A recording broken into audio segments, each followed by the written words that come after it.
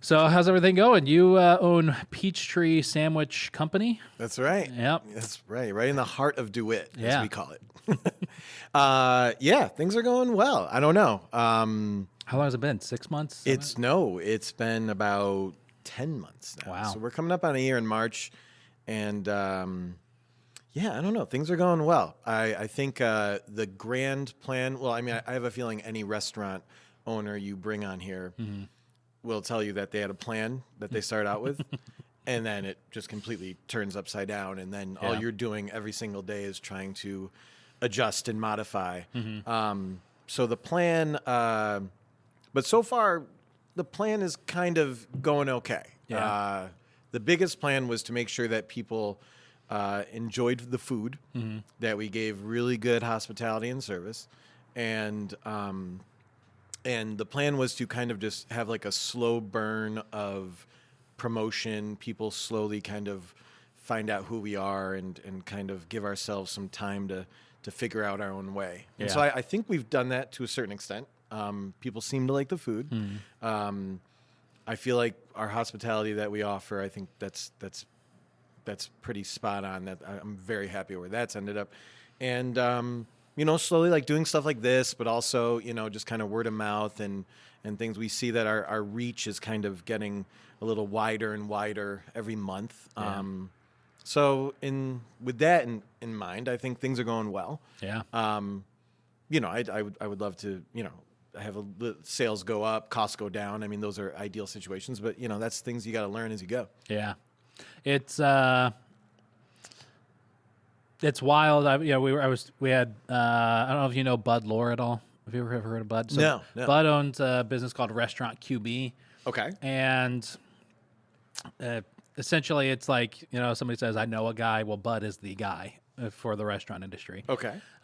He's local? Yeah, he's really based in Syracuse or based in central New York. So did you ever hear of Dining Alliance back in the day? I've heard of it. Yeah. So Bud essentially built Dining Alliance all over the Northeast for like 20 years or something. And he was one of the first people that ever started to work there, built it up like crazy. And It's then, like a consulting type thing, right? That kind of helps you. yeah, kind of. It's like it's basically a rebate program for your wholesale. So, Okay. they work with these, like for example, they work with Johnston paper and Gerhard's paper. So, if you're buying from Johnson and you can't get a big enough order or they don't have the product or whatever the case is, he takes you over to Gerhard's, and then he'll negotiate some sort of a deal, with Gerhard's. So it's like, hey, if you buy through Bud, you'll save a couple percent, whatever the case is. It's not Dining Alliance. I think back in the day, Dining Alliance was more at the end of the year. You got a rebate. The restaurant owner, got a rebate check back at the end of the year for 5% or 3% or whatever you bought. It's not like that anymore. It's just he's worked out contracts or deals with all these different suppliers. Bud and I have been talking. We just had him on the podcast. We were talking a lot about pricing and wholesale pricing. And the week before that, I had a JFS rep, Chris, on we were talking about chicken pricing of all, and how much that's been going up and down like crazy lately. And that seems like a nightmare for a restaurant owner. It's tough. I feel for the distributors too, because their hands sometimes are tied as well with it. I mean, I feel for them a little bit. I mean, in the end, they're fleecing us to a certain extent. But yeah, it's hard. I think that the biggest part about, for me, it's cost. For the distributor, it's price. And for me, the cost of things fluctuating, you always assume they're going to fluctuate to a certain extent, right? As an owner, I'm like, okay, I want my food cost. Let's say, for example, I own a steakhouse, and I want my food cost to be 35%. It can't go over 35%. That's how I break even. That's what I need. And then, so like, the steak I have a nice Wagyu steak, and it costs me a certain amount. Now the price has gone up a third, and it's like, what do you do as an owner? Right. Like, there's certain things you can do. Yeah. I mean, there's only a few things, but it's like, okay, I could raise my price. Right, and maybe some, and then I sell less of them. I could lower my portion, so maybe I make a little bit more off of it than I was, or I could or I could look to save in other areas and not do my price. But I think like these things, what they're forcing us as owners to do is to, it's interesting. I think one thing that's forcing us to do is a lot of restaurants are now transparent about what they're doing, like on Instagram. Yeah. It's like, hi, the price of my brisket sandwich has gone up $1 because, as you know, prices are going up. And people are like, so I just tell people, like, I don't know what to tell you. It's going to cost a certain thing. Have you made that post? No. Okay. I've thought about it. I've seen other people do it, and I'm Yeah. kind of still wondering whether or not it's something that's like, whether it's beneficial. I think it is, though, to a certain extent, because when I read that as a restaurant owner, my heart goes out to that guy, and I'm like, man, okay, so you really want this sandwich or this dish to do well. Yeah. You're going to raise the price, and hopefully it doesn't affect the volume and the frequency. But the problem is that I have a feeling a lot of people, and in Syracuse, some people can be really price sensitive. And if you're really price sensitive and you come in and you go, why is that $1 more than it was before, or $5 more, whatever it is, you might be like, I'm not buying that, and you might lose that person's business. And so I think when you're transparent about it, that helps. But the other thing that it forces you to do is you have to make a decision on indirectly from the cost of, so that Wagyu steak going up, it's going to maybe now one of your full-timers has to become a part-timer. Yeah. Which is so hard because no one does that. Like, no full-timer's like, I'll just work half the time. Like, no, it's like, then you're going to lose that person, right? So maybe you lose a full-timer because of it, or indirectly you have to take a look and it's like, oh man, we've been, I need to get a new air conditioner because it was so hot in the restaurant last year. It's like, oh, well, not this year because I got to pay more for this thing. Right. It's tough. So, I mean, you see, like, you don't, like, as a consumer, I don't really see it as much. Yeah. Other than just like, what the hell? Why the hell are they raising the price on this? It was so, or like, did you notice that it's small now? Like, you know, it used to be great and big. And it's like, well, times are tough now. I mean, not only is the cost of the Wagyu steak going up, but now it's like, you got to pay people more to stay because it's hard to find really good workers. I mean, and I'm not going to like sit there. What I don't like is when restaurants are like, labor shortage, that's what's it's like, no, I feel like a certain extent that's true, but other extents, like you gotta treat people well, or they just, it's very simple. It's like people want to be paid more. They want to be treated better. Yeah. And so you do that, and hopefully you get less turnover, and then you don't have the cost of turnover, and then you can focus your stuff on other things than hiring and recruiting. Because hiring, recruiting, you lose 2 people. That is 80% of my day is figuring out hiring and recruiting. And we're talking about maybe, looking at another distributor to get my Wagyu steak. I mean, I don't have Wagyu steak in my restaurant for the listeners, but, maybe I should. But, I take half of my day to try and talk to other distributors and see, like, when do they deliver, what's the case size, what's the this and that, oh, you need a credit app, like all this stuff. And then, I need to go on Indeed and start calling these people and interviewing these people and trying to make sure they come. Anyway, it's all crazy. It's not all doom and gloom, by the way. Restaurants are fun. It's a crazy enterprise, but they're fun. And guess what? It's like, if you can succeed at operating a restaurant, and if you can make a penny, just 1 penny, that, to me, I'm like, God bless you. That's awesome. You did a great job, because it's crazy. You know?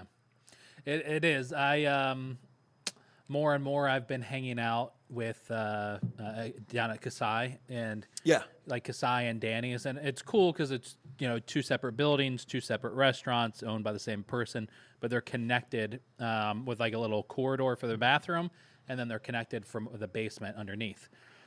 And it's really wild. There's a few times I've hung out there at night during service taking pictures, and to see the dynamic of just all of those people working together, especially with 2 restaurants. It's like it's an event. I liken it to working, like times that I've worked like events for Eat Local or whatever the case was, but working like a festival, it feels like that all the time, like every single day. And I think that's a really interesting dynamic, but it also, I think, talking to a lot of restaurant owners, especially lately, they are burnt out, to say the very least. It's amazing to see some of them. So, like, when you're talking about transparency and pricing, I think that's interesting. There was You ever see the documentary Super Size Me? Yeah. You see the second one he did? No, but I love him. I forgot his name, but he's awesome. Yeah, is that Wyland? I forget his name. But he did a follow up to it where he opened up a fried chicken restaurant and like a fast food restaurant. He opened it up. Yes. Wow. And I think it was in Columbus or Dayton, Ohio, and the entire the whole film started with him saying, "This is what we're doing," and then it was following him throughout the whole process. Now they hired like a PR marketing company out of like Madison Avenue, paying hundreds of thousands of dollars to pick the colors and the logo and all that stuff. And he went as far as going to a chicken farm or to a farmer and hiring a farmer to raise. He bought like 1,000 baby chicks and hired this farmer to raise those baby chicks for him. To then was this all like a ruse or yes? Okay. Well, okay. he opened the restaurant up. I mean, they opened hired it up. people, They he had hired cooks. staff. Whole thing. Okay. They had this restaurant open for one day, and the ruse was on the table tents and on like the writing, like the marketing on the wall. They had like this big message written, and he would say, like the table tent would say, you probably really loved our logo. I don't know if you noticed it was green, and then it showed, this. That was actually all a marketing ploy because, the statistics show that you're going to connect with the color green more than any other color. So he's like proving or disproving consumer behavior theory. Yes. Gotcha. But they did a lot of market research to use the words like fresh and Farm. free range. Yeah. And so Smart.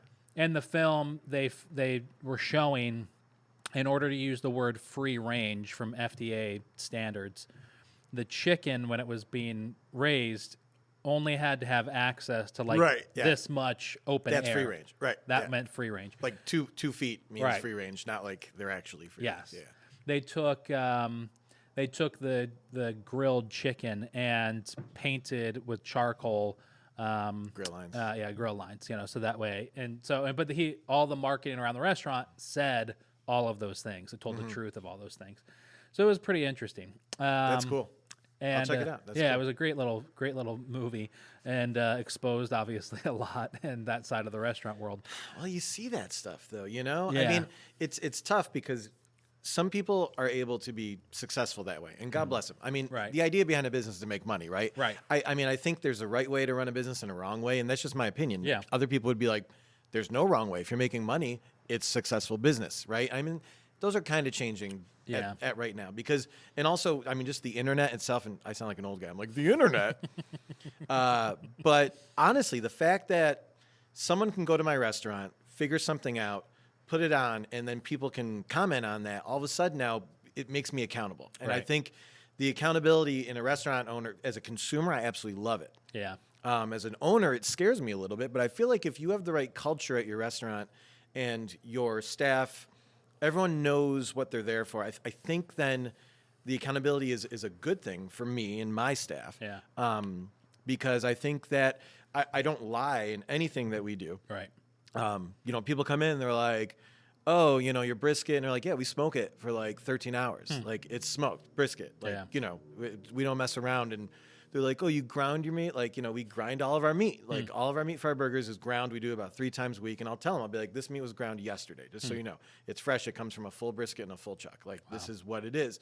But we say these things. I know for a fact other restaurants will say certain things like that, and it's not true. I just know it. I mean, and it's fine. That's, whatever. Some people, like my parents, who are just trustworthy old people, they'll be like, they'll be like, well, they said that it was blah, blah. And I'm like, Mom, no. I mean, you start talking about the painted grill lines. Like, you see it sometimes on like a chicken that you get Right. somewhere where you're like, those aren't real. Like, this isn't not real. So hopefully the way that everyone is connected these days is like, it holds restaurants accountable. Because Yeah. accountability helps the people who I feel like are actually doing it right. Yeah. Now, I don't know, though, if we are at a point yet where, being accountable is going to translate into actual sales and money. Yeah. Like, because some people might be like, hey, Peachtree, that's awesome. They, I heard that they make their own focaccia bread. That's Right. cool. I don't know if that means they're like, I'm going to go all the way into DeWitt, find a parking spot, and get out of the car, or go and order on online or whatever it is, and have it. Like, I don't know if that translates yet. Yeah. But I think it's going in the right direction. I feel like corporate America is being held accountable for a lot of things. How many CEOs and how many people in positions of power now are becoming, we're finding things out about them. They're kind of, I'm not like for like cancel culture or anything like that. But what I'm saying is that people who aren't doing it right are being kind of called out for it. And I think that's a good thing. Yeah.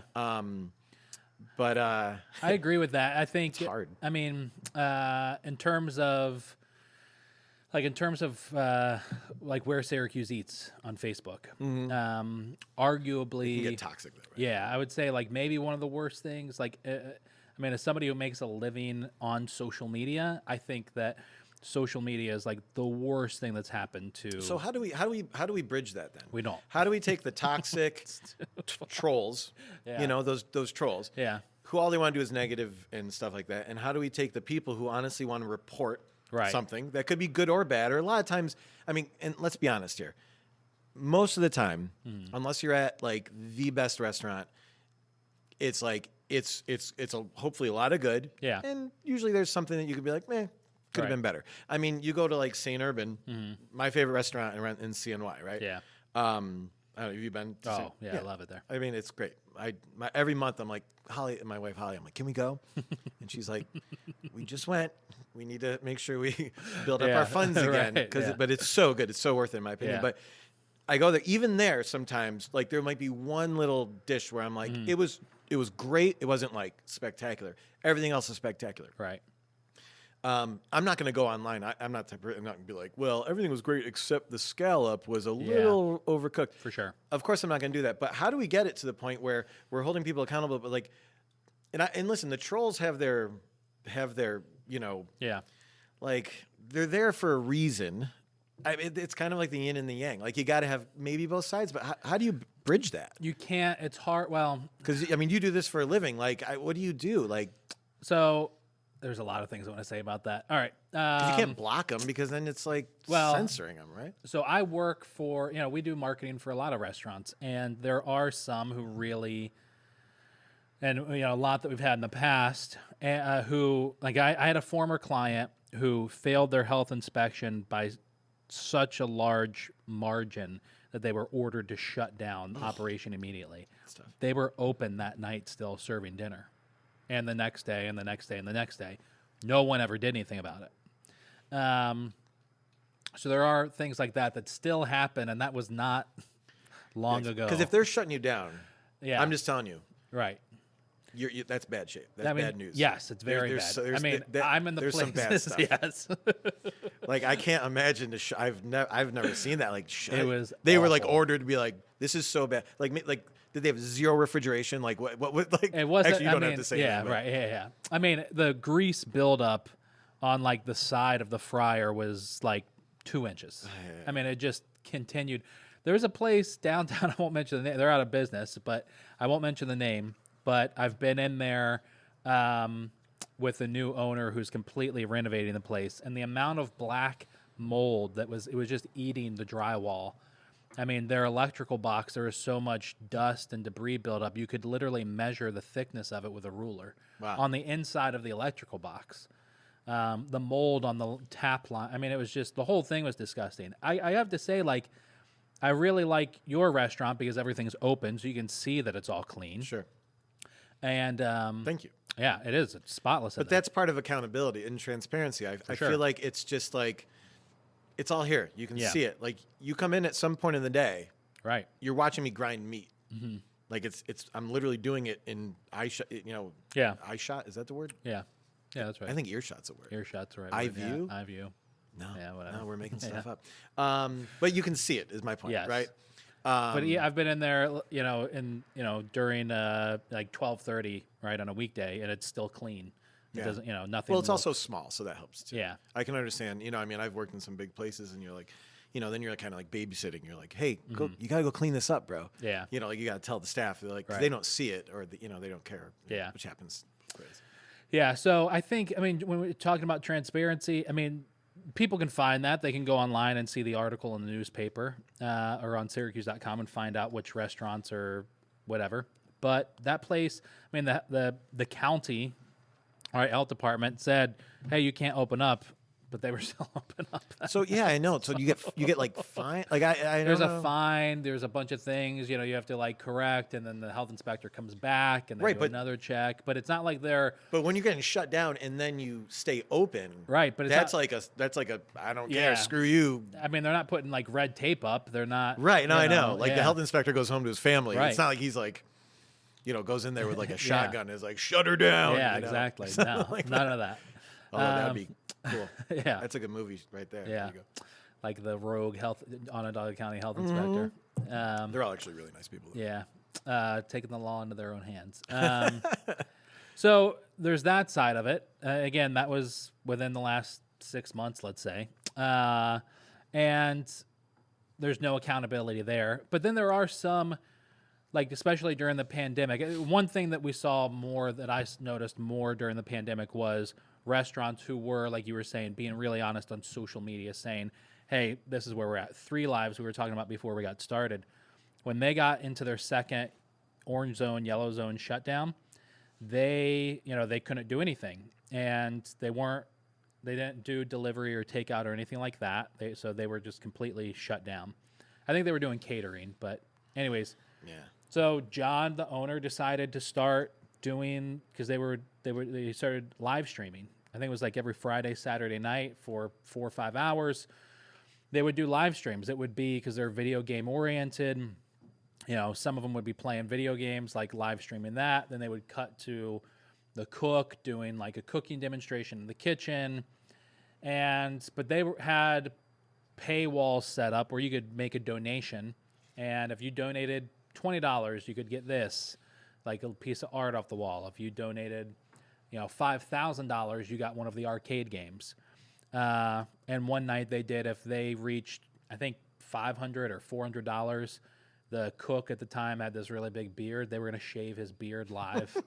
And so I tuned in like the beginning of it and gave like $100, and tuned back in a couple hours later, and they were like another $100 away. And so I gave the other $100, and they shaved his face on camera. You just were like, this face is getting shaved Yeah, tonight. I was like, that's hilarious. Let's see this. Your wife's like, what are you doing? You're like, no, I want to see you shaved. Sorry. It was a business expense. Yeah, there you it go. all worked out. They're a client. Right. But John was on camera saying, hey, listen, we have enough money in my bank account to go 2 months and cover expenses. And we can't open and sell food. Yeah. Honestly, think 15 years ago. Would a restaurant ever be like, my hands are up. Right. Look at me. I am naked. Mm-hmm. Like these are my faults. These are my issues. Yeah. Please help me. Right. Like that. It's insane how that's changed. Yeah. You know what I mean? But like, good for them though. That's really smart. Like that's got me thinking now too. Like, because engaging our guests is so key. It's so hard. I mean, you can throw out a social media post every day. Like, oh, look at my brisket sandwich. Look at my chicken sandwich. Look at my burger. Look at my roast beef sandwich. Here's one of my staff. And I mean, we do that because I feel like it's important to do that. But it's got to be more than the social media. Yeah. It's got to be. It's got to be more. Like, there's got to be. That's so brilliant. They're like, hey, we're like, gamers might think we're cool. Let's kind of set up a stream. And do some of this engagement. And it'll give us a little of exposure, maybe make us a little bit of money. That's really smart. Yeah. So, they still struggled a lot during those couple months, but it was something that kind of got them through. And it was, like I said, very honest and open. There were other places that were posting way too honestly on their social media, talking about, the owner would put out, it was a bakery, but they would put out like, hey, we had 2 customers today, and listen, if you don't show up tomorrow and buy a cupcake, we're going to be closed in a week. Right. That kind of stuff was like, I definitely don't want to go buy a cupcake now. Well, it's like, you can't act like a victim, right? Because you got into this. Yes. You know what I mean? Yeah. Like, we signed a lease. We hired these people with the idea of, listen, you work for me, it'll benefit you because you'll get paid.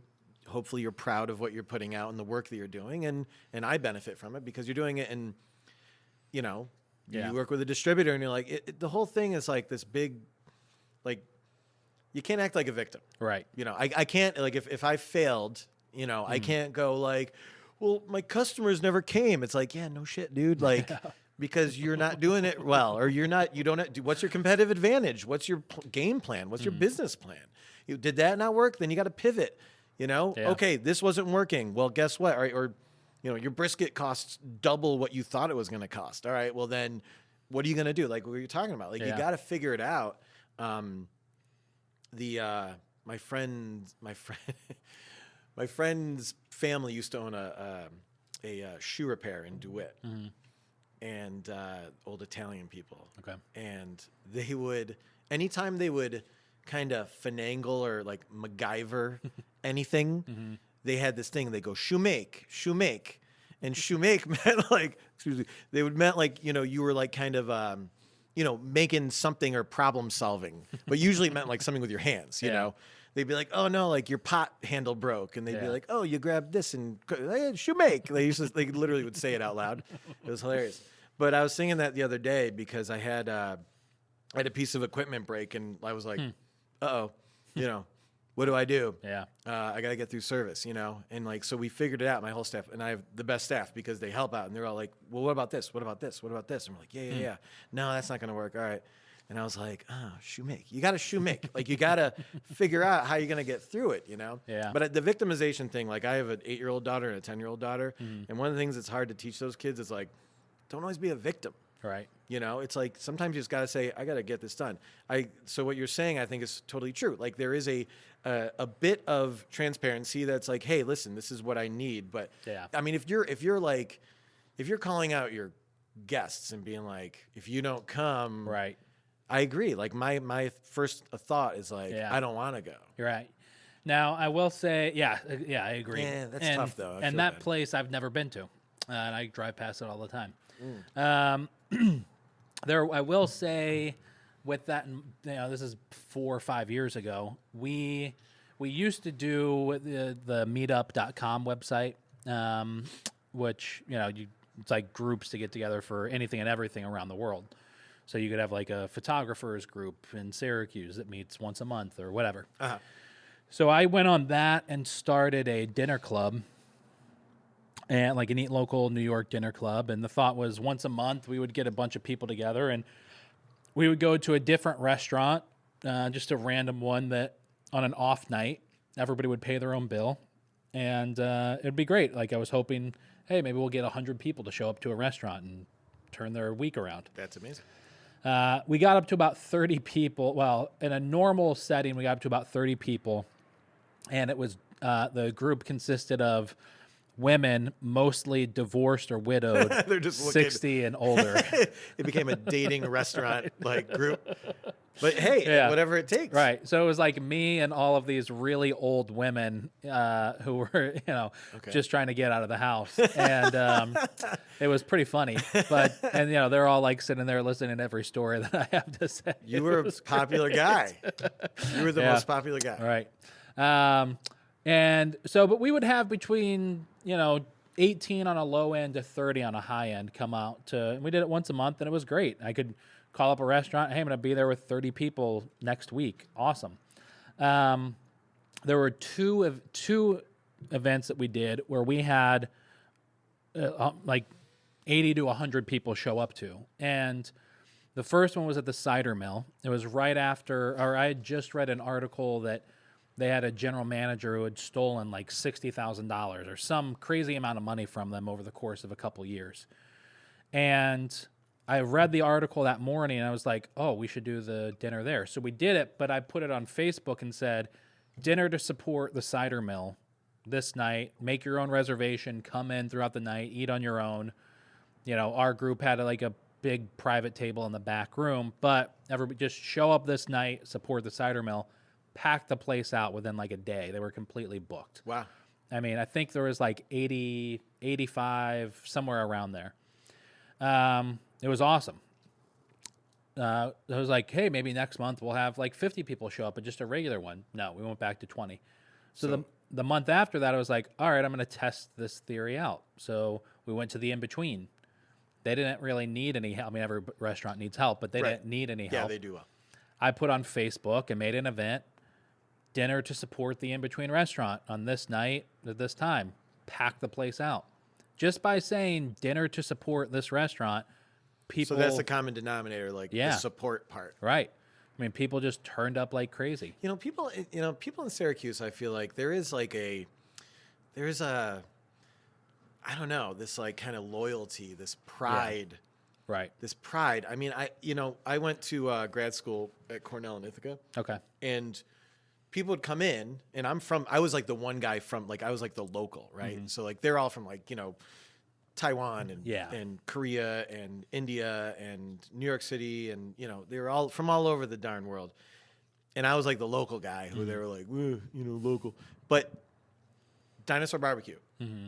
They all wanted to go to Dinosaur BBQ because everyone in Ithaca would be like, "Oh, you're from South Korea? Yeah. You need to go to Dinosaur BBQ." Because they were like proud of this kind of, and I mean, Ithaca is like an hour away. Right. People would be so proud to, let me present to you the golden gem of Central New York, the dinosaur. Yeah. And we'd go there. I remember, like, I would go with like groups of 20 people. Like half of them spoke broken English, and they would be like, "This is crazy." And I mean, of course, Dinosaur is great. I feel like we have a few of those joints in town where people are so proud. And I think Syracuse. I'm the same way. I'm from here. Right. I'm proud. Like someone comes in from town, I'm like, let's go to Possibilities because it's really fun and really good. Yeah. Or like there's certain spots where you're like, this is really, we got to go. Let's go get wings at Shifty's. Let's go do this. Yeah. There's certain parts where like, and I mean, those restaurants are probably just like, I don't know, we're just, trying our best to do what we do. And, but yet you get this local kind of pride. And I think people from New York, Syracuse specifically, I feel like they have this pride because, what else have we got up here? Yeah. Like, I mean, people will be like in, Florida on vacation, and someone will be like, "Oh, we're from Syracuse. Oh yeah, Dinosaur BBQ." Like it's like this is what we're proud of. Yeah. We used to have, we had John. We did the thing at the Palace Theater back. Yeah, in I saw that. That's awesome. December. Well, you got to tell me more about this, like the tip thing at some point too, where like you guys have the group that goes to the restaurants. Oh yeah, I forgot about that. But sorry, go ahead. Yeah. But like that just reminded me, like that's awesome. I was just so John. I interviewed John Stage on that series, and his episode comes out. What's today? Tuesday. His episode comes out Thursday. So I was in here recording the intro for that episode, and just thinking about it's wild. Like I've seen Dinosaur BBQ sauce on Parks and Rec episode. Yeah. It's nuts. It's strange to think that restaurant started here in Syracuse. And I met Gary Vaynerchuk, who I didn't meet Gary Vaynerchuk, but Gary Vaynerchuk, entrepreneur, big celebrity personality. His videographer, who's also a celebrity in his own right, D-Rock, will put on his Instagram, which has hundreds of thousands of followers, a post every couple months. It's a networking post. It's just like literally says, "This post is for you. Leave comments on what your business is and what you need to hire, or leave your comment on what you do as a freelancer, and connect with people." And so I posted in there because we just launched our new website, and I need bloggers all over the state now. Yeah, nice. So I posted, "We need bloggers in New York City," and this woman comments, "Hey, I'd love to do it. I've been in food my whole life. I actually manage the Dinosaur BBQ down here in Brooklyn." And I was like, I live in Syracuse. Yeah. You're like, hey, perfect fit. Yeah. There you go. I'm from your Holy Land. That's right. And she didn't really care. We're She the was origin story. Yeah. She was like, "Oh, cool." Yeah, she didn't care. Yeah. But it is amazing to think that we have places like Dinosaur, like Funkin' Waffles, Possibilities, Kitty Hoynes. I mean, places that are, known all over the country. Yeah, it's wild. Well, yeah, I think there is a value. Like again, those guys are doing it right. I mean, dude, Possibilities is so packed. Yeah. All the time. Right. I'm like, yeah, wow, like that is like they are doing it right. And you still go in there, and I'm like, the food's still good. Yeah. It's not like the food's crap. I mean, No. it's still good. Yeah, it's still really, really good. And the drinks are still really good. Yeah. And the service is still, the service to me is the biggest thing too. Because that's where I feel like that's where it starts to fall off. I mean, the food can fall off very easily. A chef leaves, a chef goes, a new chef, the food, it is what it is. But I feel like it's so easy right now to just hire people and throw them to the wolves and be like, we're not going to train you, just go. And then you get like really poor service. Or people who are just completely apathetic to the whole thing and just want to make money, which is tough. So I've got a question for you about that with your restaurant. But first, I need to give the listeners context. And I only know this because I got to produce the podcast you did with Gerhards. But you come from you worked and were in upper management at Burn Dairy for a while. Is that correct? Yeah. So how many years were you there? I was there for 4 years. Okay. I think 4.5 years. And I don't know why I said it like that. That's a weird sign. That came across very odd. It was 4 years. About 4 years. Sorry, go ahead. We can cut that out in post. Don't cut that out. All right. So what's the training program like? If you hire, what was your job at Burn Dairy? I was a district regional director. So if a manager of a store got hired or whatever, a cashier even, or whatever the position was, I'd imagine there was some sort of a training program. Sure, absolutely. Okay. Yeah, there was a good training program there. I mean, the turnover was tough because people, it's basically back then was a minimum wage job. I believe that they have raised their wages since then. But when I first started before the pandemic craziness happened, it's a minimum wage type job. So people would be in, they'd be out. But we had a HR department that created the training program. I helped create certain training programs for the food part, and it was pretty intense, and we had layers of basically monitoring whether it was happening. So, for example, I would monitor the manager, who would then monitor the assistant manager, who would then monitor the new hire to make sure. So then I could say, hey, where's their training packet? Like I'd walk into a store, I'd be like, where's the training packet? And I'd look at it, I go, why isn't this crossed off yet? Be like, oh, we haven't gotten to, refunds yet or something like that, and be like, okay, well, let's do it right now. Let's go there. So I think the layers of kind of, again, accountability helped with making sure that the training happened. Yeah. Because I think in a lot of restaurants, there's not that layers. There's your owner, there's maybe a manager, right, and then there's just the new hire. Who the owner is usually the one who hires. Yeah, typically, depending on how big. Like I'm sure Dinosaur's got layers and training and stuff like that. But if you look at Panchitos, do they have layers of? So I don't know. Who knows? Maybe they do. They have multiple units, right? So maybe they do. Yeah, they have two. But anyway, my point is that I think at Burn, yes, it was a corporate situation, and that's when. And sorry, I don't mean because you're about to make a point, but I feel like that's when a corporate situation is beneficial. Like a lot of people look at corporate restaurants or corporate settings and they're like, oh, this creates a bad climate. This is not good. You can't have a corporate culture when it's, corporate culture is like, oxymoron. But I don't think that's true. I think you can do it. Yeah. It's difficult, but I think overall it can happen. And I think there are some benefits to it for sure. I would love to have an HR person help me with certain things because things would get done more, I think it makes sense. I love, and again, restaurant owners are often like, we have to be better at kind of delegating instead of being like, everything is, I have to do everything. It has, you have to trust your staff because you don't have time to do everything. Like I have a family. Like I can't literally every single night get there at 6 a.m. and leave at 9 p.m. Like I need someone I give a key to and say, hey, I'm going to trust you to close up, make sure all the equipment's off, make sure, the smoker's on, like all this other stuff. Yeah. So I think in a corporate setting, there are benefits, but sorry. So Burn Dairy, we definitely did have that. You were about to make a point. That's my point. My point is, I think the one thing that local small restaurants could benefit from would be some sort of a training program manual that their staff goes through, because I can't think of one restaurant, like local independent restaurant that I know of in Syracuse that does that.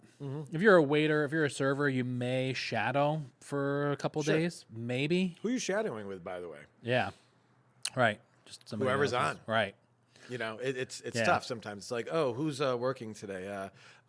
Jared. All right, you're working with Jared. Yeah. He's really good with the customers, but he's really bad on the POS system.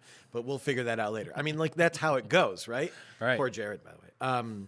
But it's yeah, no, it's true. It needs to happen. But then again, it's so hard to find time. I know. Because guess what? I'm trying to find a better brisket price. Yeah. Right? Right. Which is taking like, when I'm not like literally working my cash register and I have a second. Oh, wait, but then I have to go pay all my invoices, you know? And then like, oh, I got to go do this. Or, you know, the bathroom toilet is leaking again. I mean, like literally there's a gazillion things. But it's not all doom and gloom. It is fun. Yeah. So, you know, I don't want to sit here because people are gonna be like, what are you doing? You know, you're like sitting and complaining. Like it's not. It's because when like, I mean, actually a question I think would be great for a lot of restaurant owners. Yeah. It's like, why do you do it? Like that would be a great, just like I'm gonna let you talk. Why do you do it? Right. Sit back and hear the crazy bullshit. But it's like, honestly, like there are times in a restaurant where you can look around. And whether you're a manager, but however you operate, whether you're an owner or whatever, and you look around at the theater of it all. Like if you come into my restaurant at 12:30 and we got like, you know, 20 tickets up for all different types of orders and sandwiches and stuff like that, and you see like, you know, someone is cutting like the toast and the other guy without even knowing is giving them a box to put it in with, you know, from behind them, and you know, you hear the callbacks like, hey, I got 2 fries, I got 4 briskets, 2 fries, 4 briskets, heard, boom, boom, boom, boom, boom. And like you sit there and sometimes you just can sit back and you see just this movement. And it's like when, you know, it's like when you see like a good basketball team run a motion offense, and like guys are moving without the ball. Like I can, you know, it's like, you know, the moving without the ball. I don't know how else to say it. It's like, these guys over here are doing something. These guys are literally putting the food together, but what they're doing is just as important as these guys over here. And I'm in like a little restaurant. You know, when you're saying, when I used to work in full service restaurants, and I used to be a wine director in New York, and I remember there would be nights where it'd be like 10 o'clock at night, and finally it was like our last seating, and I would look around at the tables, and I'd see all the bottles from my wine list on the tables. And like if like, you know, 80% of the tables had a bottle of wine on their table, and I would sit there and I'd look, and people would be drinking, and all the glasses were filled and all the waters were filled, and everyone was kind of just at a point where like the service staff was like able to kind of get their stuff together and figure stuff out. And I would just stand there, and it was like such like a content, like, all right, this is good. This is what hospitality is. Like everyone feels comfortable. Everyone feels welcome. It's all like, and it was just like this amazing thing. And that's the goal. That's what you look for. And although that doesn't happen all the time, you know what I mean? Like more often than not, someone's coming back and they're going, I ordered honey mustard and you gave me spicy mustard. And you're like, damn. All right. Sorry. Let me remake that for you. Or, you know, let me give you some, you know, let me fix it for you. But there is time. So like, I mean, I would be so curious, you know, if asking restaurant owners, like, why do you do it? You know, I mean, because to be honest, like, it's not like we're not making, I mean, some people are, but we're not becoming millionaires opening a sandwich shop in DeWitt, you know? So there's got to be another reason why it happens. And it happens all the time. Right now, somewhere, someone is opening up a crazy restaurant idea somewhere. They're paying too much rent. They're, you know, they don't know what they're doing, and yet they're throwing their life savings right now somewhere around here. I guarantee it. Oh, why? Oh, because they got this drive. It's crazy, right? Well, the question. I'm sure you see some crazy stuff, by the way. Yeah, I do. There's, you know, it's something that I know it exists at like small area chambers and things like that. But, and I think Liverpool has one. Mark Cardone, who's a friend, teaches some sort of a training class in like basic business or whatever it is. But I think that's part of the chamber. And it's available for like if a new business is going to go into Liverpool, they have access. It's free. I forget how long it is, That's but awesome. They can go through it and learn the basics of some different things. I wish, I mean, I've told the story 1,000 times, but it's why I started Eat Local New York, because I met a restaurant owner who she was coming up on, I think she was a year in business, but at the time she was a branch manager at a local bank, had a great job, great benefits, retirement, made a great living, had a nice house, loved to cook, and she made the best X. Doesn't matter what it was. Everybody makes something. Yeah. Right. I've heard it. I've heard You it know. before. Yeah. So go on. I'm She like, I'm l- edge of my yeah. seat now. What's the way? Love to cook. Friends told her, family told her, you're the best, ever. You should do, you should do this for a living. If you could just find a way to sell this, you'd be a millionaire. Da da da da. You should open your own restaurant. And over time, family functions, parties, she's making this, and everybody's loving it, and she's enjoying it. So one day she decides, I'm going to go for my dream. I'm going to quit my job, and I'm going to open up my own restaurant. And she did make a great X, but that's all she knew how to do. Mm-hmm. She didn't know how to pick a location, choose a name, get a logo, design a menu, do the marketing, figure out her food cost, know how much food to buy and when to buy it and how to store it. None of that. How to get custom. So she wound up opening up a restaurant in a really terrible part of town, especially for that style of restaurant. Had no idea how to do anything except for make that one thing and maybe some other items, but really that one. And by the end of the year, she was depressed, Overworked. anxiety. Broke, broke. Just the whole thing. And she was. And by the time I met with her, and I was giving her advice, I was like, if you could just run this like $500 Facebook ad, you'd probably get a bunch. And she was like, oh, I just spent my last $2,000 or however much money it was on on an ad for Clipper magazine. And I was like, okay. It was like, well, when is it going out? Like, hope you might get some people from it. Oh, it went out last month. Have you got anybody? No. And sure enough, like a month or two later, she was out of business, and it was terrible. And that's why I started, because I wanted Eat Local New York to one day be able to post on Instagram, go check out this restaurant and get the sandwich, and then see 40 people show up from it.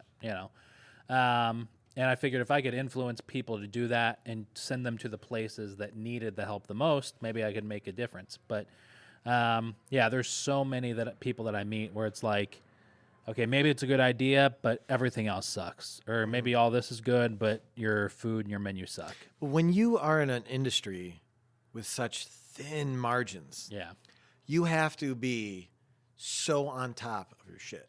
Yeah. Like so on top of it. And having a good business background and acumen, is great. Right. But just there's got to be something there. And the problem is in the restaurant industry, you get a lot of people like her, which, by the way, it doesn't always work out poorly. But statistically, yes, even if you know what you're doing, it's not going to end up well. Right. It's so hard. Mm-hmm. But yet, why in my industry is it full of it's why? That's the why. I want to know the why. I want to ask restaurant owners why. Because it's like, why are you taking this massive risk? I mean, I know I took a massive risk too, but well, why did you do it? Because I love it, and honestly, I don't know anything else as well as this. Yeah. And I'm not going to go to the NBA. Right. I'm not going to make it as a professional basketball player. So it's like, yeah. Well, no, and also my wife is amazingly smart and talented too. But my why is because I crave being able to. I've always done it for other people. Mm. I've always worked and successfully helped other people operate. Right. And I've opened restaurants, and I've worked in restaurants. I've worked in the kitchen, and I've been a chef, and I've worked in the front of the house, and I've been a GM and a wine director, and all these crazy things. I worked in New York City, and I've worked with, staffs of like hundreds of people in corporate food service, and I've worked in little tiny restaurants, and I've done it all. And I'm like, I need to figure out whether I can do it for myself. Yeah. My restaurant was supposed to be actually a full service restaurant. Oh, I was going to ask you about that. Peachtree Social, man. It was going to be awesome, dude. My cocktail list is so awesome. Really? I've spent years on making the best cocktail list, menu, because my original business plan, full menu, cocktail list, just really cool full service restaurant, in my opinion. Southern inspired, just like my restaurant is right now. And always looking for spaces. I actually came really close to a space in Fayetteville. Huh. To the point where my lawyers were like, here's the lease, sign it. And I was like, all right, I'm going to sign it. And then it fell through after that, which it often does. But it was a big space. This was like 6 months before March Wow. 2021. Like, I mean, like, it was half a year before the pandemic. I Yeah. mean, I would have been completely screwed. So I'm glad it fell through. But I mean, there's so many spaces. There were a space in Manlius that I came really close to signing. Just a lot of spaces. I came so close, and with this full service business plan, which was still someday maybe, but after the pandemic, I was like, maybe I need to look for smaller spaces because takeout. It's got to be takeout. I feel like takeout, and I feel like I just, with dumb luck, stumbled upon like, oh, Yeah. this industry is headed towards delivery takeout and less towards sit down. I mean, there will always be a room Right. for sit down restaurants, but I'm like, if you're a new up and comer, like this is the kind of way to go, I think. Yeah. And I was like, oh, I have this great lunch menu for my restaurant. And I'm like, what if I just take the lunch menu, kind of tinker with it, put it in a smaller space. It's all, it's all the same stuff, all scratch made stuff, but like, it's takeout. And I was actually supposed to have more seats than I have. Like, I don't know if you noticed in my restaurant, I have like two little tables in the front, which are always filled. But there were supposed to be more tables, and I had actually built the space smaller to fit with zoning and things like that. But but yeah, the idea was to have a bigger restaurant, and I'm so glad now, because now it's like, if when I open up a second one, like I have the model that's like working. So that's going to be able, that's going to help. Instead of being like, oh, I have this big bear of, rent is crazy because I have this huge space and I have not only a back of the house staff, but a service staff, and I have to have all this stuff. Like, now it's just like, oh, I can do it. I can do it in 1,300 square feet. Yeah. Like, and that's an easier thing to find, I think. Yeah. Do you offer delivery? Yeah. Oh, you do? Well, we do. So Like Grubhub and stuff? yeah. We do DoorDash. Well, so let me explain a little bit further, because I was reluctant in the beginning to do the DoorDash or the Grubhub. I was like, either one or both or whatever, because it's expensive. Yeah. Yeah. I've heard it's come down a lot though, right? It's come down a little. Okay. But like, I know that some people in the middle of the pandemic, I mean, it's kind of sucks too, right? I mean, not that the CEO of DoorDash is listening to this podcast, but like, it kind of sucks. Like, I mean, you kind of raise your commissions while people are in certain need of you because, but it's business, right? Yeah, you sure. can't blame them for trying to make money, but you can just, not use them. But regardless, the one thing that kind of got me onto them was that there is basically a deal where it's like, if they basically put a link on my website. Yeah. And if you go through that link specifically, then I don't pay the commissions. Yeah. Which is great. So I try and, without being, again, too aggressive or obtrusive, if someone says, do you do delivery? I say, we do. Go on my website. There's a little button on the top. It says order for delivery. Click on that. It'll get you to DoorDash. And they'll be like, oh, so I can just order with DoorDash. And I try and say, like, listen, I'm just going to be honest with you. I mean, you can order with DoorDash, and if that's easier for you, that's fine. But you can also go to the link, and then that takes you to DoorDash. So it's not like you're having to re-put in your credit card which, like, I think, like, why do people use DoorDash?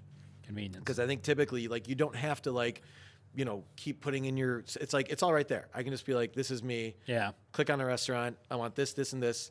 Order for delivery. Double click the side of your iPhone, and it's like, boom, and then you get it. So you can still do that, but in that situation, I don't pay. So we do delivery through DoorDash. So you can go on the DoorDash app right now. Yeah. You could still order from my restaurant right now, and I would pay that commission. Or you could go to my website, click on, and so I'm trying to kind of use some, like, directional marketing. Yeah. To kind of be like, go to the website, like, pictures of the website, pictures of the button, to be like, hey, go here, but I would never tell someone, like, don't, it's like, listen, you do what you got to do to get what you want. Yeah. I'm not going to ever tell, like, a customer or guest, like, don't you dare go to DoorDash, only use this, because, then people are turned off by that. Yeah. I mean, my wife is, somewhat of a frugal person, and definitely far more than I am. But she doesn't pay $100 for people to get their shaved for cooks to shave their beards. No, she doesn't. 3 Lives. Okay. No. I'm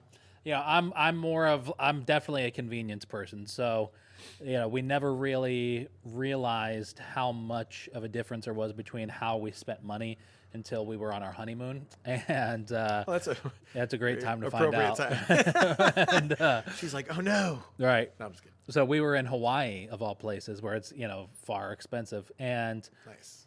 I want to like if valet is offered, I'm going to valet my car. We went to a beach at one of the resorts, and you had to rent the chairs on the beach, and so I'm like, okay, well, we're gonna rent the chairs. They were like $10. I'm What like, else do you do? yeah. She was like, no, we don't need them. We'll just put the towel. We'll sit on the. I'm like, no, we're not doing that. We're going to we're going to rent the chairs. She won most of those. I know eventually she'll listen to this. Honey, you won most of those. Just keep that in mind. Well, it sounds like you were smart about it, right? Because no, I was pick your not battles. smart. I was not smart about it. Oh, okay. I argued. You were still new. Yeah, I still argued a lot, and then I just gave in. Yeah. But having said that, my wife she prefers Grubhub or DoorDash. Like some Friday nights, we'll order pizza. Sure. A lot of times we'll order from Pies Guys in Eastwood. Nice. I haven't been there yet, by the way, but I love the idea of it. It's okay. Yeah? Yeah. Okay. If you're going for Syracuse style pizza, so the strips, Wait, I thought it was like Chicago style. that's Pump Pizza. Oh. Pump Pizza is the Chicago deep dish. Sorry. Yeah. I'm not familiar with Pie Guys. Pies Guys is just the strip. It's Syracuse. Pies Guys? Pies Guys. Okay. They've got locations. They've got a few locations, Oh, but good for that. Nice. um, Is there one on James Street? yes, Like, okay, sorry. Go ahead. yeah. They've got. I think they have like quite a few. I don't think it's. I think it's like different family members. But that why own do you order different through ones. Pies Guys? Well, they're close to us. Okay. The other pizzeria that's down the street from And you're us. tying this into something frugal, by the way. Yeah, I'm I assuming. am. Okay. The pizzeria that's like really close to us. In the beginning was really great, and then they screwed up a couple times. So, so now we order from Pies Guys. But they're on Grubhub, so my wife will order from Grubhub. If I'm home and I order dinner that night, I will just call and pay with a credit card. But my wife doesn't want to talk to somebody on the phone, and she doesn't want to have to get. They don't have online. They don't have it on their website. No, they just have either Grubhub or you call them. So You call them. That means you I are call sitting there. Yeah. right, With your credit card in front of you. yeah, And then you turn it over, and they're like, "What's the security code?" Right. And it's worn down, and Yeah. you're like, "I think it's like 8 something." Like, Yeah. yeah. So that and I can see that can be a yeah. And on a Friday night, you're probably going to be put on hold because they're busy. yeah. Whatever. I think the online ordering is so key right now. Yes. So, But you're still ordering from Pies Guys. yeah, we're still ordering, but and she knows this. But Grubhub, it's like, okay, well, we know Pies Guys is paying a 30% commission, but she'll still do it because the convenience, and she doesn't want to talk to somebody and all that kind of stuff. So, a month ago, maybe she texts me. It's Friday night. Hey, we're doing Pies Guys. Yep. Okay. So she texts me back like 5 minutes later. Hey, it was going to be $75 on Grubhub or $40 if I called. So I just called. So the prices. Yeah. So my point is, I'm noticing a lot more restaurants in our area nowadays have realized, oh, well, I'll just overcome the 30% by raising the price up 30% on the app. Sure. You could do that. You should. I mean, you could. could. Yeah. So a savvy person would kind of see through it, Yeah. right? Right. And go, "I know what you're doing here. All right, I'm going to call you now." Yeah, and she did. But an unsavvy person might be like, "That's really expensive." Yeah. Honey, look how expensive these pizzas are. They're $40 a pizza on Grubhub. That must be what they normally are. Well, my gosh. Yeah.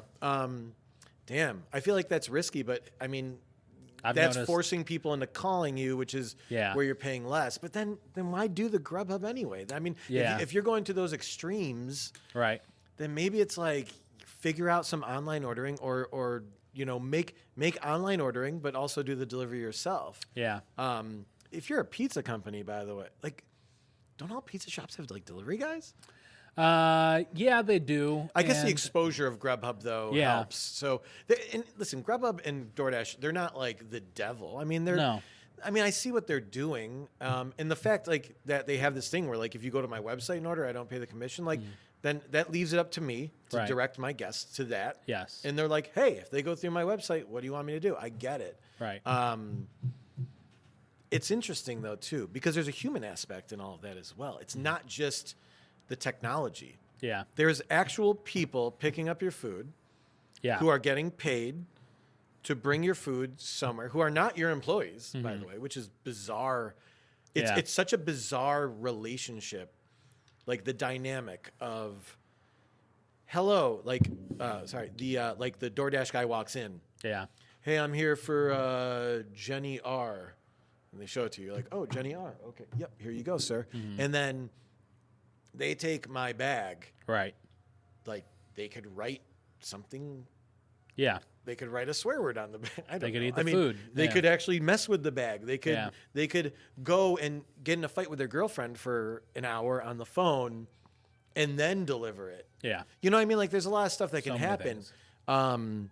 Not to say that they do that, by the way, because honestly, like, our DoorDash drivers are, like, to be honest, the guys who for some reason are in our area and the gals, like, are awesome. Like, Yeah. I gotta admit, they're almost 95% of them are like guys that we actually like look forward to them coming in. We're like, yay, what's up? Yeah. We actually like, it's like we give them a little fudge. We're like, chill out. Yeah. Like, because sometimes they have to wait a little bit. Yeah. Sometimes they come super early. They will be like, in order it's for like 11:50. They'll show up at 11:30. They're like, I'm here for Jenny R. And we're like, dude, that's like a burger. It takes 10 minutes to cook. Like, we're really sorry. And they're like, okay. And they're like, kind of wait. I'm like, oh man, here, have some fudge. Chill out. Like, because in the end, like, these guys are like, if they don't like us, there is, and this, I'm not assuming that they're going to do something terrible. Yeah. But you know what I mean? Like, it's like, Yeah. I'm putting my livelihood in their hands to a certain extent. Be like, you need to bring this somewhere. Right. Deliver it for me. I don't know you. Yeah. You have nothing for, like, I don't pay you money. I don't, you Yeah. got to, like, make sure that these guys, like, understand, like, you're not a jerk. You're someone that they might want to, like, maybe go above and beyond. I had this one DoorDash guy. I swear to God, it was crazy. We had two, I forgot the name, but the name was like John R. They don't give you the last name, just the last letter, right? We had two John R's. DoorDash comes in, I'm here for John R. Here you go, sir. Thanks, have a great day. Another DoorDasher, I'm here for John R. Wait, what? No, you already came. Oh, wait, no, here's one. Oh, no, tell me you're the one that needs the chicken sandwich. No, I need 4 burgers. And we're like, oh no. Yeah. That went out. And the guy's like, I'm going to find out where he went. Because if I can catch him before then. I mean, obviously, if the food gets delivered, we're not going to give it. But, like, the guy was literally like a block away, figured it out, was able to have the guy come back. Oh, wow. Like, so it was like 2 minutes where he was gone. He didn't actually make it there. And they switched it back, and, like, that dasher could have been like, remake it, or whatever. But they helped out with that. Yeah. And I think that's because we try to make them, like, comfortable when they come in, which cool. is, like, again, not to sound like a loser, but, like, hospitality, like in my restaurant, when we talk about hospitality, it's not just for the guests. It's hospitality for our delivery drivers. It's hospitality for our vendors. It's hospitality for the random guy who comes off the street and goes, do you have a bathroom I can use? Yeah. It's like, we do have a bathroom, and even though you're not buying food, I don't care, man. Like, go, like, Yeah. let's take care of you. Whoever it is, like, making people feel comfortable and making them feel welcome, because every single one of those people have a mouth and a brain, and every single, like our Cisco driver comes in, like, people forget, like, that dude's got a family. He goes home on Friday night, and he's got to figure out what to eat. Yeah. He has friends who are like, hey, where should we go? Like, these are, like, real people. Who it's like, so it's like you treat the Cisco driver like shit. Yeah. You think he's going to tell people, like, oh, that Petrie sandwich company's good? Or you think he's going to be like, they're a bunch of jerks? Like, it's everyone. It doesn't matter who it is. That's what we preach. I've been saying that for when it comes to especially the Grubhub, Uber drivers, that, restaurants should treat them like customers. I thought it would be cool to have, for a restaurant to have, like, a table set up or whatever for the drivers, where you have, like, maybe cans of soda or bottles of water or chips or sanitizer or something, and you're doing that with giving them fudge when they stop in, and just treat them like the customer. Imagine how much better they're going to handle your food, how much faster they're going to deliver it. Totally. Yeah. I had a DoorDash guy, our favorite guy, Kevin, and he came in one day, and I was like, hey, man, here have some fudge. It's going to be a couple minutes. And he's like, dude, I just told someone about your fudge, because we, for the listeners to know, we give a piece of fudge with every sandwich, and a lot of places give pickles and we give fudge because what's better than fudge? And he's like, I was telling people about your fudge, and then they came in just for the fudge, but then they got the burger and they thought it was so amazing and blah, blah, blah. And I'm like, boom. That guy just, basically made me money somehow. Right. When I went to Exo Taco a couple months ago, and I love Exo Taco. It's like so much fun there. Like, the vibe in there is so much fun. Like I'm 44 years old. I go in there and I'm like, I'm cool. But anyway, which makes me not cool. But they do so much delivery, that they have like this whole section that used to be like a seating section, like a revenue generating seating section. Right. That now has a big metro rack with just bags and an actual employee who their only job is to stand there and manage DoorDash, Grubhub, Uber Eats people coming in and out and making sure that those things get out. And I was like, oh my God, like it was a whole, and like you said, like they have room. Yeah. Like, bottle of water or something like that. That's really smart, actually. Yeah. That's a great idea to be like, hey man, so sorry that you got to wait maybe a couple minutes, you know, but like, because then they're going to be like, and they don't need to they don't need to be like, I'm going to pick this up. Right. There are times where people, and I haven't had this problem, I think, because I'm in the middle of DeWitt and there's probably a lot of people. Like I bet like certain restaurants who are in kind of like different areas, for sure. You can't find a dasher. Yeah. I never thought about that issue. And then one night I went out to Nedrome. I went to Tanner Valley Golf Course. Okay. And my friend Joel, who's listening to this, who's a client and him and his fiance own 317 at Montgomery Street. Oh, nice. And isn't that still there though, or is that? Yeah, it's still there. So Joel, I had just been talking with him like a couple days before. It was like, hey, we should hang out sometime. So he texted me, hey, I'm down at Tanner Valley. You should come out. And do you live near there? No, I don't. I don't live anywhere near there. And so he was like, I'm hanging out here at the bar. Come out and have a drink with me. I was like, all right. So it was kind of like a late Friday. It was like not late. It was late for me. It was like 9:30 on a Friday night. And I get an Uber out there, no problem. I realize once I get out there where the hell I'm going, that it's in the middle of nowhere. Yeah. Good luck getting an Uber back. And that was the problem. And I get out there and I realize it's his fiance's high school reunion. Oh God! All right, so you're just like. So I'm hanging out there with him, and he didn't, he wasn't in that class, so. So you just wanted like a buddy. So we're hanging out there, and then it took me an hour, like within 30 minutes of arriving there, I started calling for an Uber. It took an hour and a half to get and finally somebody showed up, but. I mean, it was just, it's insane. So I couldn't imagine a restaurant being out there in the outs, having to rely on that. Well, at Burn Dairy, we started using DoorDash. Burn Dairy uses it, and I mean, Burn Dairies are in very, like middle of Fulton and Camden, like these interesting areas where it's like you would wait. Yeah, like it'd be like you'd hit order ready for pickup on like the little tablet in one of those stores, and it would say. Finding Dasher. Wow. And it would go ring, ring, ring, and it would just be like, and then like the pizza that you made was like, it's cold after 10 minutes. And then you're like, okay, let's remake the pizza to find a Dasher. So, I mean, there are pitfalls for sure, but we haven't seen anything problems in the middle of DeWitt for sure. Yeah, that's good. Dude, I have so many things to ask you, but I don't want to like make this crazy though. No, go for it. But earlier you were talking about Kasai and the Danny's Steaks. Like, so is it Kyle? Is that the name? Yeah, Kyle. So he has two restaurants right next to each other. Yeah. They don't share the same kitchen. No. So he has two kitchens with two insanely opposite cuisines. Yes. Like, it's not like Danny Steaks guys are like going over to Kasai and be like, hey, I need some of that shaved ribeye. No. Like, there's no crossover. And it's just him running back and forth every day. Like, I'm sure he's got a good guy that he trusts. I have to go down there right after this episode. If you want, I'll go show you the kitchens because you'd probably like them. Oh my gosh, I've never. Two things I haven't done, which I need to do: Kasai, and Cider Mill. I'm going to just say it publicly. Yeah, I haven't been yet, and I'm like, I got to get to both. Yeah, no, it's pretty cool. The kitchen at Danny's is unlike anything else in Syracuse because it's so huge. It used to be Provisions, and which was a bakery, and so the kitchen back there has a really big prep area. It has a really big area for like where Kyle is. It's just a really massive kitchen. So like you walk through the double doors into the kitchen space. The back wall is 3 offices. So that's now where him and his chef and his GM have their offices.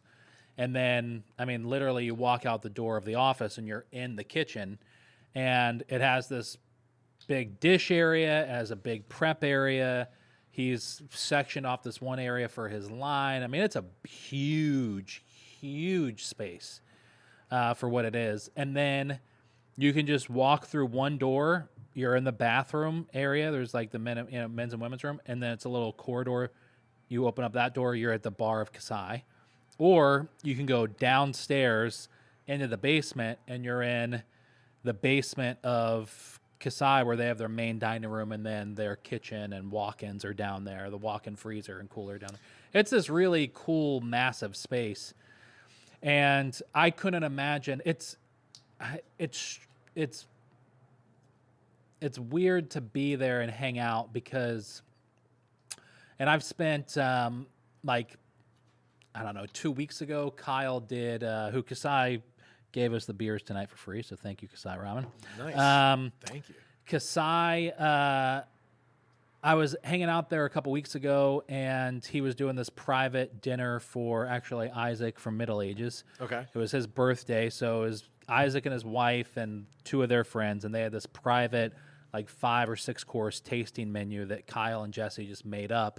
Awesome. And I was hanging out there taking pictures just during the whole dinner, standing on the other side of the line and goofing off with them. And sounds awesome. so, and he had like Wagyu beef and whole prawn and all this crazy menu. And it's wrapping up, and I was like, I think I'm gonna get a beer here. I'm gonna run next door to Danny's and get a cheesesteak before I head home. And Kyle was like, oh, actually, I'm gonna make you and Kyle dinner from this menu as soon as we're done. I was like, great. Wow. So the 3 of us wound up hanging out at Kasai until like almost 1 a.m, eating and drinking Nice. and talking shop. There is this weird thing. It's not weird. Between Kasai and Danny's, it's like, I don't know. It's what I imagine a restaurant in a big city was like in the 90s. It's just this like, no one else is doing what they're doing. I mean, there's other Philly cheesesteaks, but there's no other, and there are other people doing ramen, but there's no other ramen shop. But there's no other restaurateur in his age range that's doing what he's doing right now, and which is like hand making a lot of food from scratch, doing it kind of in a different, ramen shop, first ever ramen shop in Syracuse, but just, I don't know, just different. But it's like all these weird people. They're going to hate this because these are like the core demographic of our listeners. And I know Kyle and Jesse are listening to this when this comes out. But it's like this weird group of people who are really passionate about food, have a desire to figure it out and make something good, and not just kind of put out frozen this and frozen that. And they're all just like, I don't know, they're just like kind of dirty. Not Jesse and Kyle, they're going to hate that I said. But No. you go, you know what I mean? I know. They're like, I know. They are. But you're proud to be dirty. You're Right. proud that your hands industry- literally every night, Yes. you can never wash the garlic off Right. of your hands. Yeah. Like your hands, you're like, Yeah. garlic, 24 hours a day. You are Yeah. always just sweaty. You're always dirty. You're always kind of, Right. it's your feet always hurt. Yeah. Your back is always kind of painful, but yet you still stay out until 1 a.m, 2 a.m, Yes. but you always make it to your next shift. I mean, that's the type yeah. of person that, like you said, in like a big city, Yeah. those are the type of people you get. If I worked in the industry, I was in Syracuse, I can't think, unless I was like trained and I was at like St. Urban or something like that. But even the food that Kyle's putting out is great. If I was a waiter, bartender, server, I couldn't think of a restaurant that would be more of a opportunity to be at right now in Central New York than what Kyle's doing. Well,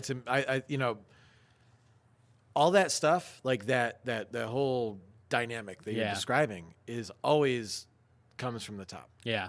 Yeah. Always comes from it always comes top down. So Right. somehow Yeah. he is creating this culture Yes. that is allowing someone from the outside like you Yeah. being able to identify it. Right. Which, by the way, is amazing, because if people from the outside can identify what you're trying to do, and I don't know if that's what he's trying to do, but it sounds Yeah. like it, then good for him. It's like a hippie commune version of restaurant owners. Like they're all Oh, always speaking of hippies, you didn't he also is gonna open something in the Blue Tusk space, right? Yeah. Or is that him? That's yeah. him. I was just there before we came You here. know, so okay. Yeah. So I mean, yeah. I would love to know his why. That would be Yes, pretty yeah. interesting, because does he have a family? Okay. Yeah, they just had their second child. He has and, a young child, they've got 2 young children. and he's Yeah. got 2 restaurants, and About he's about to open a third. Actually about to open 4. Oh, So he has Kasai, he has Danny's. yeah. They're opening the Tap House on Walton, which is going to be like, I don't want to say an upscale version of the Tusk, but it's going to be a much nicer version of Tusk. Cool. And then right next to it is going to be the Tap House Bread Company, which is going to be a scratch sourdough bakery. That's not just going to be a bakery, but then supply bread for all of his restaurants. So he's gonna have to find Yeah. he's gonna have to staffing, man. I bet. Yeah, for sure. I bet that's what's making him pull his hair out. Like, I mean, it's that's definitely. He doesn't have any issues now. I mean, they just had a few positions open up, and I mean, they had dozens of people apply. awesome. It's the culture. Yeah, so that hasn't been an issue, but it really is just like, I don't know. It's just this weird. It's like, I don't know. I can't think of a way. I love it. I absolutely love the people that work there. I don't know all of them very well, but like even just hanging out around it, it's like an orphanage of people that were never in the industry. Yeah. It's not like these are 5-star chefs that were kicked out or something like that, but they all have a passion for food, and it just every time I go there, no matter what time of day it is, they're there. Yeah. Everyone's there. But it's funny too, because you don't have to be. Well, certainly, a lot of people go into that situation and they're not chefs. They're not. Right. Yeah. But you need people to have a drive and ambition to want to become something like that. Yeah. And you gotta have the culture, and you gotta have the structure. The infrastructure to have those people know that, hey, I'm not just gonna be the guy who's chopping shallots in the back all day long and peeling garlic and basically taking herbs off of, like, it's like you need someone to know that at some point you're gonna learn how to make the noodles. Yeah. I assume they make the noodles Yeah. there? Yeah. So Is that like one of 4 machines in the world that does? It's like crazy. Yeah. So like, if I know I'm working there, at some point I'm gonna learn how to make ramen noodles the right way. Yeah. That's a skill. That's gonna Right. be a good skill to have. You have to offer people more now. Yeah. You can't just be like, I'm gonna pay you, Right. come and do this. Yeah. There has to be some sort of, like, you come to my restaurant, and when you walk in, you see how everyone is super nice and there's hospitality. Like, you're going to learn how to do that. And you're going to learn how to make focaccia bread. And you're going to learn how to roast turkey to exactly the point. You're going to learn how to make roast beef. You're going to learn how to grind meat. You're going to learn all these things, because you're not going to be here forever. And wherever you go, hopefully you can take this. But mostly the idea is, I hope that you take learning how to treat other people, learning how to work with other people. Like, that's like the key. But like, there's got to be like a back and forth. It can't just be like, I'm paying you. Oh, yeah. So you go do this. And I have a feeling back like in the day, like that probably is the way it used to be. Yeah. But like, it can't be that way anymore. I You love. got to offer something. Lauren Markowitz, we had her on as a guest recently. She's part of the crew down in Amano. And Dude, I love Amano. Amano is my favorite. Is it? It's Yeah. so good. My wife and I have been there twice, and I swear to God, both times we had the best service, the best meal. We try and go back, but it's always packed. It's always busy. Yeah. I went there once years ago, and I didn't have a reservation. We just went in for dinner, and Alex, who's one of the owners and part of the family and the chef. So Alex and Lauren are boyfriend and girlfriend, been together for years, but Alex saw me, recognized me as I was leaving the restaurant, walked up to me, shook my hand, and said, "If you ever come back into my fucking restaurant again without making a reservation, we're gonna have a problem." So, not that it's like that high class of a restaurant that you have to have a reservation. It's just, I'm sure he wanted to know that you were here. Yeah. But dude, they get busy though. Oh yeah, they do a great job. Honestly, but like it's so for people who want to open up a restaurant, like you need to simplify. Like there was a time in like the 90s, right? It's like you'd had a menu this long. Yeah. For the listeners, I'm making a big space with my hands. It was a huge menu, and you had to do all these different things. And it's like now I feel like what people want is simplicity, but make it good. Right. You know what I mean? It's like, you're going to make me pasta. I want that pasta to be made in house. Yeah. And I want it to be good. And if you can use seasonal vegetables, that's what I kind of expect if I'm paying a certain amount of money and I want. And guess what? The server doesn't need to be the most knowledgeable wine, sommelier, but yet the server also needs to be kind and help me navigate through your menu and make me feel comfortable. Right. Simplicity. Like that's all it is. Now, in the restaurant, like it's not simple to make ramen noodles. It's not simple to make tortellini in mass. You know what I mean? But in terms of like having your staff know what they're doing and having the customer know what to expect, I think like the simplicity right now, that's what I want. I want simplicity and I want expertise. Yeah. It's like Amano, I love their pasta. They make really good pasta. Like I expect that. Right. And I'm happy to pay for it. You know what I mean? And their service staff are really good too. Yeah. Battery die? No. He's like, he talks too much. No, but Lauren, they come from Philly. They come from high-end restaurants in Philly. And, I asked Lauren, like, what's one of the biggest differences? And the thing that she said was, in Philly, there's 5 people waiting to take your job. They were working at Mark Vetri's restaurants. Nice. They've got 4 or 5 people waiting to take their position on the line because it's competitive nature. Around here, you're begging people to come to work. Yeah. And especially in some of the higher end places. I couldn't imagine having it. But no, it is wild. I mean, seeing, that night at Kasai, Kyle had this idea for chimichurri ramen. Like the noodles were made, with chimichurri. And I got there like I think 30 or 40 minutes before service, and I watched him have this great idea and try and figure out how to execute it and get it to work, and like go through like 4 or 5 versions of like, okay, how am I going to pull this all together? But it was on the menu, so it was going out one way or the other. And he pulled it together, figured it out at the last second, and 5 minutes later they were sitting down and ready for that course. Nice. Yeah, it's really, I wish I could figure out a way to document everything that's happening in that space right now with that staff and have it come out the same way as if you're sitting there hanging out there, because it really is something special. Like so many Italian-American restaurants in Syracuse, they all stem from Grimaldi's. Yeah. And I'm sure one day there's going to be 20 restaurants that exist where either the owners or the chefs stem from Kyle's restaurants. Cool. Yeah, it's pretty cool. Well, I don't know. If I see one more chicken riggy, I swear to God, I'm like, I can't. And that's why Amano's good though, because like I feel like it's not your red saucy joint. And there is a market for red saucy joints. For sure. Yeah. God bless them. And they're making money and they're packed every night. Right now, there is a red saucy joint that is just turning out, dried pasta with red sauce, some sort of Utica green and chicken riggies. And I'm not saying that's a bad thing. Like I said, the idea of business is to make money. That's fine.